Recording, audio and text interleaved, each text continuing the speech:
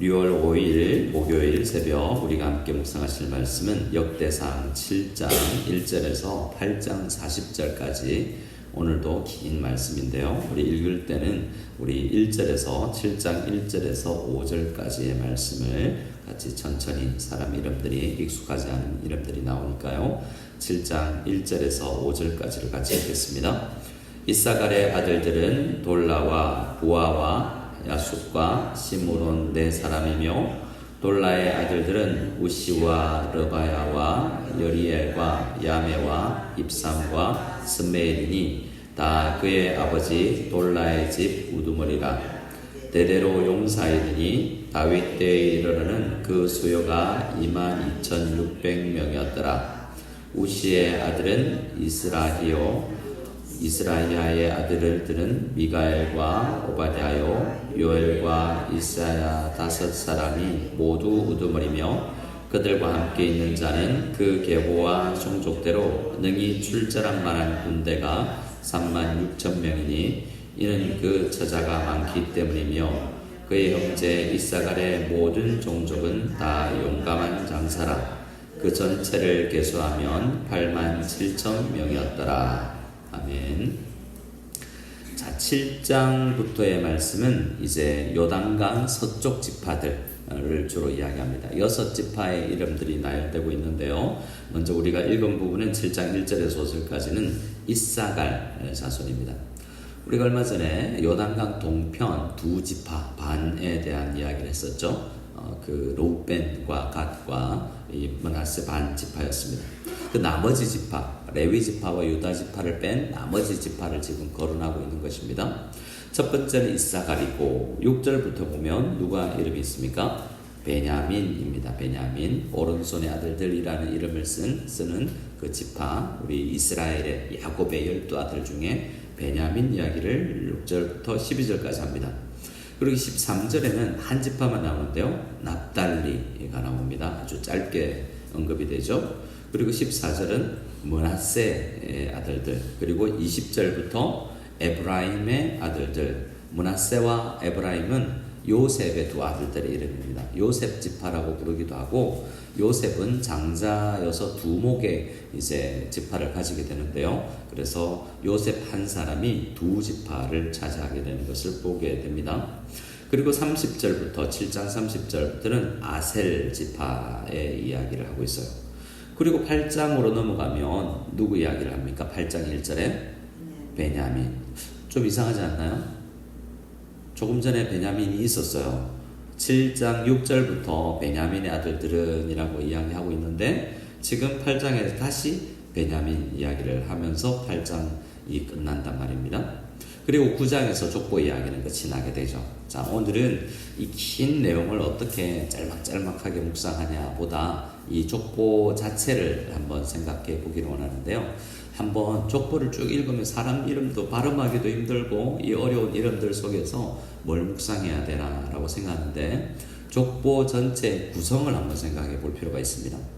이 족보는 왜 기록했냐, 일단 왜 기록했냐면 이 에스라 학사 에스라가 지금 절망에 빠져 있는 이스라엘 사람들, 게다가 그 중에서 주로 누가 있냐면 유다 지파, 레위 지파, 그리고 일부 베냐민 지파 사람들, 이 유다 지파와 지금 레위 지파 중심으로 지금 이 포로에서 돌아와서 재건을 하고 있고, 오랜 기간 우리처럼 교회를 섬기면서 도와주는 사람 없고, 우리가 정말 교회를 지키면서 오랜 기간을 버텨왔는데 성전도 지었지만 여전히 우리는 잘 풀리지 않는, 지금도 여전히 페르시아의 서라에 있는 페르시아의 다스림 안에 있는 속국이란 말이죠. 그들에게 힘을 주기 위해서 족보를 썼는데 우리가 읽으면 뭐 이스라엘 사람들 족보인데 우리 조상 족보도 아니고 말이죠. 근데 이 족보 전체가 기본적인 이야기는 나눠 잊지 않는다라는 것이었습니다. 나는 이 사람들 잊지 않고 있다라는 거죠.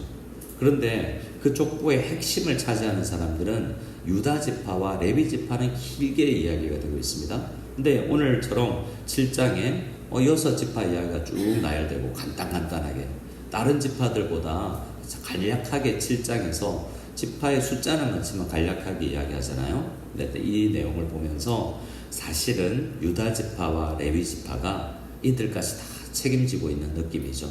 지금 이사갈, 베냐민 이런 사람들은 한때는 북이스라엘을 차지했던 사람들입니다.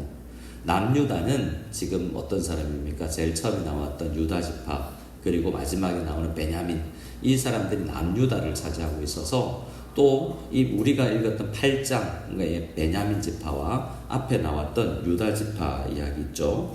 유다 지파는 2장 4장에서 유다 지파 이야기가 나오고 9장에 마무리하기 전에 8장에서는 베냐민 지파를 이야기하고 있습니다.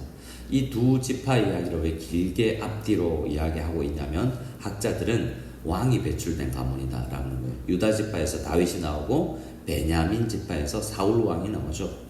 그래서 왕 집안들이 지금 중간을 싸고 있고 그 중간에 핵심에 누가 있냐면 6장에 레위 지파가 있습니다. 그래서 레위 지파와 사실은 레위 지파와 이 다윗을 배출한 유다 지파가 주로 전체 지파를 이끌어가고 있는 듯한 느낌인 거예요. 오늘날로 따지면 새벽 기도에 나오는 우리들이 전체 성도님들을 위해서 물론 더 많이 기도한다고 할 수 없지만 그래도 공동체를 위해서 애쓰고 있고 우리 공동체 안에 모든 사람이 다 샘질을 하는 것이 아니지만 열심히 일하면서 나머지의 짐들을 지려고 하는 모습들이 레위지파와 유다지파에게 있습니다. 특별히 레위지파는 우리가 8장에 어제 우리가 묵상했던 6장 마무리에 보면 그들이 몇 개 아주 많은 48개 성읍에 흩어져서 살고 있다는 이야기를 하면서 이 앞에 있는 7장 이 앞에 부분 81절 6장 81절까지의 마지막 부분은 이 레위 지파가 전체 지파 사이에 살아가면서 그들에게 복음을 전하고 예배의 모범을 보였던 지파로 알려져 있는 것입니다. 그래서 그들도 다 잘나지 못하고 이야기했던 적도 있지만 지금 상황은 돌아와서 지금 이스라엘 전체를 다시 재건하기 위해서 레위 지파가 애쓰고 있는 모습을 보게 되는 것입니다. 그리고 유다 지파가 뭔가 일을 해야 된다는 것입니다. 오늘 우리가 읽었던 이사갈, 이 사람들은 한때는 잘 나갔던 사람들입니다. 주로 이름들이 거명될 때 군대 숫자로 거명이 되거든요. 4절을 보십시오. 2절 마지막에도 대대로 용사이더니 다윗 때에 이르러서는 그 수요가 22,600명까지도 되었다라고 이야기하고요. 4절에 그들과 함께 있는 자는 그 계보와 종족대로 능히 어떤 사람이요? 출전한 만한 군대가. 그리고 5절에 보면 그의 형제 이사갈의 모든 종족은 다 어떤 사람들입니까? 용감한 장사. 그런데 지금은요, 북이스라엘에 구성되고 있던 그들은 다 아수르에 의해서 흩어져 버리고 이스라엘의 명맥도 유지 못하고 있는 상황입니다. 족보에는 나오지만 지금은 그들이 어디 있는지도 잘 모르는 상황이에요. 이 7장에 나오는 8장에 나오는 사람들은요. 그리고 또 6절에 보면 베냐민 이야기가 쭉 되고 있지 않습니까? 그 사람들의 또 7절에 보면 쭉 중간부터 다 집에 그 집의 우두머리요 큰 용사라라고 이야기하고 있죠. 또 9절에 보면 그들은 다 그 집의 우두머리요 용감한 장사다라고 이야기하고 있지 않습니까? 이렇게 거의 우리 11절도 보면 이 여디아엘의 아들들은 모두 그 집의 우두머리요 큰 용사라 그들의 자손 중에 능히 출전만 할 만한 자가 몇 명이다라고 거론되면서 몇 번을 여호수아 이야기도 나중에 에브라임 지파 이야기에서 나오면서 한때 그들은 이스라엘 전체를 위해서 용감하게 싸웠던 사람들임을 이야기하고 있습니다. 근데 지금은요, 이게 중요하죠. 지금은 그들 어디 있는지도 모르겠어요. 지금 남유다에 와서 예루살렘에 와서 건설해 보겠다고 교회 짓고, 그러니까 스룹바벨 성전 짓고 애써보고 예배드리고 하고 있는 척박한 삶을 살고 있는 그들은 애쓰고 노력하고 있지만 이들은 어디 있는지도 모르는 이 상황. 이것이 오늘 우리 교회에 와도 닮아 있다고 할 수 있습니다. 저는 말씀을 묵상하면서 우리 교회 서류에는 잡히는데 교회에 나오지 않는 분들 있죠. 어떻게 보면 한때 저는 그런 이야기를 했습니다.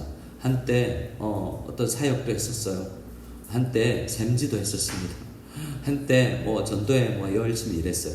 지금은요, 교회 입장에서 보면 교회 안 나오니까 노는 건가요? 어디 쉬고 있는 건가요? 그들 열심히 그들의 현재 삶의 현장에서 일하겠지만 교회에 나와서 교회를 위해서 일하고 있지 않지 않습니까? 근데 그들을 위해서 누가 일해야 되겠느냐?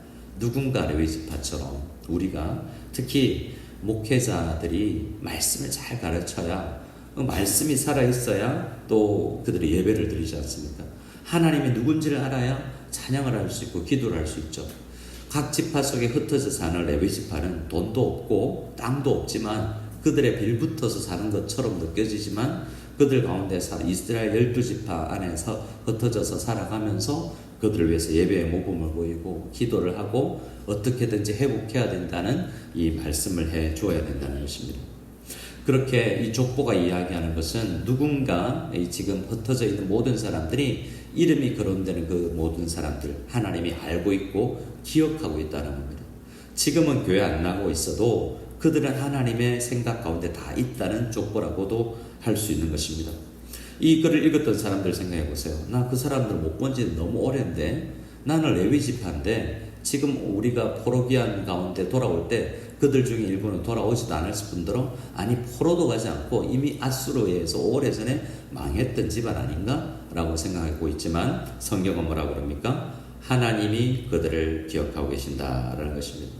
그리고 그들도 한때는 열심히 이스라엘을 위해서 싸웠던 사람들이고 그들 중에는 에브라임 지파 우리 특히 7장 27절에는 누군의 아들 여호수아와 같은 장수도 있었지 않냐? 그들이 한때 열심히 일하지 않았으면 우리가 출애굽해서 지금 가나안 정복했겠냐? 이런 생각으로 우리의 말씀을 읽을 수도 있고 15절에는 슬로보앗의 딸들 그 집안은 아들도 없고 딸들만 있었지만 여장부로서 나름의 역할을 감당했던 집안이 이 므낫세 지파 안에 있었다라고 이야기하고 8장부터는 베냐민 이야기를 하면서 베냐민 집에는 그래도 사울 왕이라는 초대 왕이 나왔었지 않냐. 우리나라도 대통령 이야기하면서 초대 대통령 이승만 대통령에 대해서 뭔가 호와 불이 있고 공과 과가 있습니다만 그래도 그들이 나름의 역할들을 감당했지 않냐라고 생각하는 것처럼 말이죠. 그리고 족보는 아담부터 이야기하고 있습니다. 그래서 이스라엘을 집중적으로 2장부터 이야기하지만 2장부터 9장까지 거의 다 이스라엘 중심으로 이야기하지만 아담부터 내려오는 이방인들의 이야기도 곳곳에 들어있습니다. 하나님은 어떤 하나님이냐? 아담부터 지금까지 그들 당시까지 역사 이야기를 하면서 전체 역사를 우리의 명백을 유지해 나가는데 하나님께서 아담을 왜 선택했고 노아를 왜 선택했고 아브라함을 왜 선택했냐? 그가 가장 잘나서가 아니라 그 노아를 통해서 모든 사람들을 방주에 태우고자 하는 하나님의 마음, 모든 사람을 구원코자 하시는 하나님의 마음이 드러나는 것이고 아브라함이 온 땅을 위해서 축복의 통로가 되는데 아브라함이 선택받았지만 하나님의 마음 안에는 온 세상 사람들이 다 있는 것이고 땅끝이 다 포함되어 있는 것이다라고 이 족보는 포함하고 있습니다. 우리는 선택받았다. 그런데 우리 모습은 초라하지. 우리는 선택받은 이스라엘 백성인데 지금 우리들 일부 다 떨어져 나가고 유다 지파와 레위 지파만 있지. 그래도 여전히 우리는 택자들이다. 선택된 사람들이고 우리는 세상의 빛과 소금으로 역할을 감당해야 언젠가 우리가 이렇게 기도하고 깨어있어야 그들도 돌아오지 않겠냐라는 이야기. 이스라엘은 강하지 않고 연약한 사람들이지만 하나님이 그들을 통해서 이 세상에 빛이 되기를 원하시는 그 하나님의 마음을 지금 담아두고 있는 것입니다. 이 글을 쓰고 있는 이 에스라 자신도 포로 국민 중에 소수민족 중에 한 사람인 초라한 사람일 수 있습니다. 페르시아는 엄청나게 큰 나라입니다. 하지만 에스라가 이야기하는 건 뭡니까? 하나님이 살아계시고 포로로 끌려갈 때도 하나님께서 일하셨고 하나님이 느부갓네살에 우리를 맡기신 것이 역사를 우리가 그렇게 보면 안 된다. 우리가 돈 없다고 우리가 사람이 없다고 주눅들어서는 안 되고 여전히 우리는 교회고 여전히 우리는 해야 할 일이 있고 여전히 우리는 선택된 사람으로서 특별히 이 필리핀 땅에 세워진 우리 교회는 우리 이 필리핀 땅을 위해서 우리가 잘 살건 못 살건 해야 할 사명이 있다는 것을 이 말씀들을 통해서 해주고 있는 것입니다. 특별히 이 7장 8장에는 7지파 이름이 6지파 이름이 나온다고 말했죠. 우리가 책임져야 될 지금은 힘 빠져있고 지쳐있고 교회 나오지 못하는 스스로 교회 나오기 힘든 사람들이라고 있습니다. 우리가 어떻게 해야 되겠습니까? 우리는 이 이름 하나하나를 적어 내려가고 있는 에스라처럼 성경을 묵상하고 하나님의 마음은 그들을 포기하지 않는 마음이구나. 이사갈 그의 자녀들 그리고 베냐민 그의 아들들처럼 내가 알고 있는 어떤 집사님, 그의 남편, 그의 자녀들을 우리가 이름을 알고 있지 않습니까? 그 이름들을 위해서 기도하며 하나님 그들도 우리 속에 포함되어 있습니다 라는 마음을 가져야 될 것 같습니다. 특히 이방인도 포함되어 있는데요. 7장 14절에 보면 머나세의 아들들은 그의 아내가 낳아준 아스리엘과 그의 소실 아람 여인이 낳아준이라고 이야기하면서 이방인이 등장하고 있지 않습니까? 아람 사람.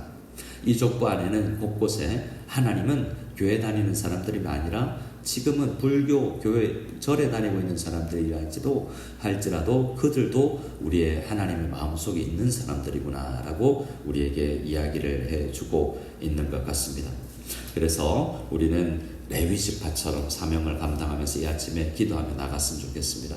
많은 사람들의 이름들이 있는데 주님 그 이름들을 우리가 포기하지 아니하고 기도하며 주님 앞에 아뢰어서 언젠가 그들이 돌아와서 우리가 함께 예배를 드리면 마치 둘째 아들이 돌아와서 함께 예배를 드리는 그러한 모든 가족 구성원들의 기쁜 마음, 잔치하는 마음들처럼 우리에게 기쁨이 넘쳐날 줄로 믿습니다.